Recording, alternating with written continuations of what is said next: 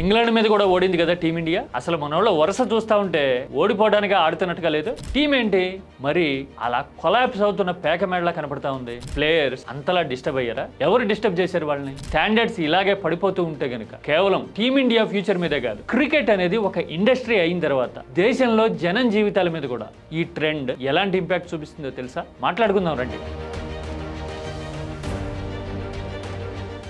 Indian cricket తో football ఆడుతున్నారు ఎవరు? అదేంటి క్రికెట్ తో ఫుట్బాలా? ఎవరు ఆడుతున్నారు? Over a period of time Indian cricket లో ఇంత గందరగోళం ఎందుకు వస్తా ఉంది? కంటిన్యూస్ గా టీమిండియా డిక్లైన్ మోడ్ లో ఎందుకుంది? ఇది కేవలం క్రికెట్ కి సంబంధించిన విషయం మాత్రమే కాదు, ఆటకు మాత్రమే పరిమితమైన ఇష్యూ కాదు కదా. అన్ని వ్యవస్థల్లోనూ ఒక డిక్లైనింగ్ మోడ్ అనేది కళ్ళ ముందు కనపడతా ఉంటే అట్లీస్ట్ క్రికెట్ లాంటి సిస్టమ్స్ అయినా గానీ ఎలా తయారవుతున్నాయి అనే విషయం ఎక్కువ మందికి అర్థమవుతుంది కాబట్టి నేను ఇది కోట్ చేస్తా ఉన్నా. పైగా నేను ఆట కోసం మాత్రమే చెప్పట్లా, ఇందులో జనం ప్రయోజనాలు దట్టు కుర్రకారు జీవితాల మీద నేరుగా ఇంపాక్ట్ చూపించే ఆస్పెక్ట్ కూడా ఉంది. అది చూస్తే తెలిస్తే మీరు ఆశ్చర్యపోతారు. మీ ఫేవరెట్ క్రికెటర్ ఎవరైనా కావచ్చు, ఐపీఎల్ లో టీమ్స్ వారీగా విడిపోయి తన్నుకు చచ్చే మనస్తత్వం ఉన్నా ఉండుండొచ్చు. అన్నిటికీ మించి మీకు క్రికెట్ మీద ఇంట్రెస్ట్ ఉన్నా లేకపోయినా ఈ వీడియో చూస్తే గనక అసలు సిస్టమేటిక్ గా ప్రతి వ్యవస్థని ఎలాగా నేల నాకించే ప్రయత్నాలు జరుగుతూ ఉన్నాయి అనే విషయం మనకు అర్థమై తీరుతుంది. ఇందులో జనం ఇంట్రెస్ట్ ఉంది అన్నది అందుకోసం. అన్నట్టు జంజీ పిల్లగాలికి చెప్తా ఉన్నా, ఇవాళ రేపట్లో ఐపీఎల్ 3 మ్యాచ్లు 4 మ్యాచ్లు చూసి క్రికెట్ మొత్తం తెలుసు అనుకుని అసలు నీకేం తెలుసు అని ఆవేశపడి అడిగే ముందు కొంచెం స్టడీ చేసి అండర్స్టాండ్ చేసుకోవడానికి, లైఫ్నే కాదు జీవితాన్ని కూడా అండర్స్టాండ్ చేసుకోవడానికి ట్రై చేయండి. కామెంట్ చేసేందుకు ఎస్పెషల్లీ కీటాక్స్ లో ఆ మాత్రం ఆ కొంచెం మెచ్యూరిటీ అనేది అవసరం. ఓకే,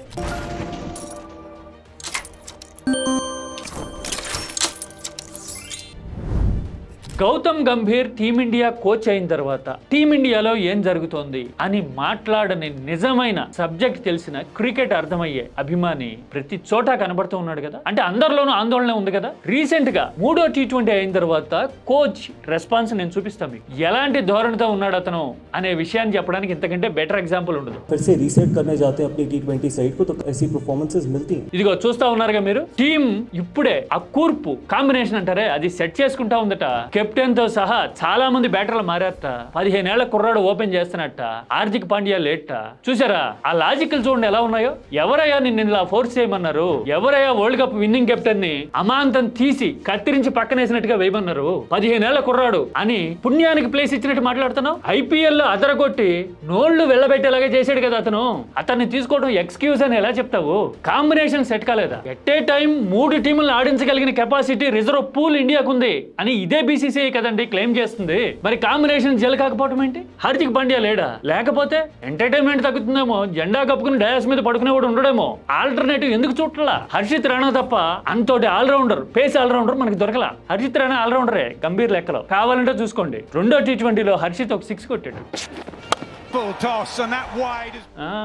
అంటే ఆల్రౌండర్ అయిపోయాడు అన్నట్టే. అందుకోసం ఆయన టీంలో ఉంటాడు. పైగా గంభీర్ కోచ్ అయిన తర్వాత టీమిండియా పర్ఫార్మెన్స్ చూస్తే కేవలం కాంబినేషన్స్ కి సంబంధించిన విషయం అనిపించదు. ఒక డిస్టర్బెన్స్ ఏదో పట్టి పీడిస్తా ఉంది టీమిండియా అని అర్థమవుతుంది. న్యూజిలాండ్ లాంటి ఒక టీం, ఎందుకు పెక్యులర్ గా చెప్తున్నా, న్యూజిలాండ్ అనేది ఇంగ్లీష్ కండిషన్స్ లో తప్ప, సేనా కండిషన్స్ లో తప్ప, అంటే New Zealand, Australia, south Africa, England లాంటి కండిషన్స్ లో తప్ప ఇంకెక్కడైనా పర్ఫార్మ్ చేయగలిగిన ట్రాక్ రికార్డ్ ఉన్నట్టు అనిపిస్తుందా మనకి? కానీ అలాంటి వాళ్ళు కూడా మనం ముఖానికి వైట్ వాష్ చేసి సున్నం కొట్టి వెళ్ళిపోయారు కదా. 3 టెస్టుల్లో కనీసం కంపీట్ చేయలేకపోయాం కదా. ఇదే గౌతమ్ గంభీర్ టెన్యూర్ లో ఆయన కోచ్. సౌత్ ఆఫ్రికా లాంటి టీం కూడా మనల్ని టెస్టుల్లో ఓడగొట్టింది కదా. ఎప్పుడో 25 ఏళ్ల కిందట హ్యాన్సీ క్రోనియా ఉన్నప్పుడు సౌత్ ఆఫ్రికా ఎంత టాలెంటెడ్ టీమో అప్పుడు ఓడించింది ఇండియాని. ఆ తర్వాత మళ్ళీ ఇప్పుడు రీఅడ్జస్ట్ అవుతున్న ట్రాన్సిషన్ పీరియడ్ లో ఉన్న సౌత్ ఆఫ్రికా కూడా అంతగా బలం లేని టీం కూడా టీమిండియాని స్వదేశంలో ఓడగొట్టింది కదా. కారణం ఏంటి ఈ రెండింటికి? ఇది కేవలం 2 సిరీస్లు కాదు, టీమిండియా ఎంత అలజడిలో ఉంది, డిస్టర్బెన్స్ లో ఉంది, కల్లోలంలో ఉంది అని చెప్తున్న విషయాలు. ఇంకా ఎంచుకుంటూ పోతే ఇంకా చాలా ఉంటాయి. ఐర్లాండ్ ఓడగొట్టింది T20 సిరీస్,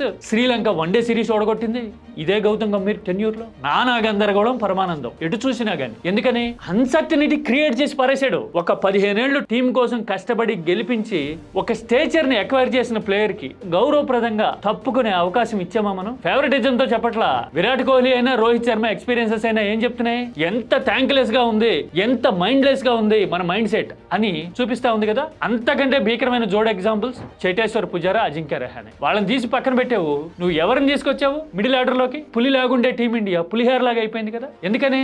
IPL లో ఎవరో కుర్రాడు పర్ఫామ్ చేస్తే తీసుకొచ్చి మిడిల్ ఆర్డర్ లో పెడతావు టెస్టుల్లో. ఇదేనా థింకింగ్ టెండెన్సీ? ఇలాగా గ్రాంటెడ్ కి తీసుకుని ఇష్టారాజ్యంగా చేసి ఏమన్నా మాట్లాడితే ట్రాన్సిషన్ లో ఉన్నాం అంటే ఎన్నేళ్ళు ఉంటావు ట్రాన్సిషన్ లో? నీ రిజర్వ్ పూల్ ఏమైంది? ఫలానా ప్లేయర్ లేడు అని కుంటి సాకులు చెప్తున్నావంటే ఈ 150 కోట్ల మంది, ఇన్ని లక్షల మంది క్రికెట్ మీద ప్రాణం పెట్టి నిలబడేవాళ్ళు, వేల మంది ప్లేయర్లు ఏమనుకోవాలి నిన్ను? అంటే దేశంలో సిస్టమ్ ని వేల కోట్లు జనరేట్ చేసే క్రికెట్ లాంటి ఆట విషయంలో ఇలా ఒంటెత్తు పోకడంటారే, ఆ ఎద్దు ఎటుపోతే అటుపోతుంది బండి. అలా తయారైంది అంటే కారణం ఏంటి? అమోఘమైన కోచ్ గౌతమ్ గంభీర్, ఇంకో పక్కన బ్రహ్మాండమైన తిరుగులేని BCCIని ఫింగర్స్ మీద నడిపిస్తున్న జైషా. చూసారా ఆ కాన్ఫిడెన్స్, ఆ స్పోర్టింగ్ స్పిరిట్, ఆ అప్పీల్ అద్భుతం కదా. ఈ ఇంపాక్ట్ అయినా టీమిండియా మీద ఇలాంటి ప్రభావం చూపిస్తా ఉన్నది.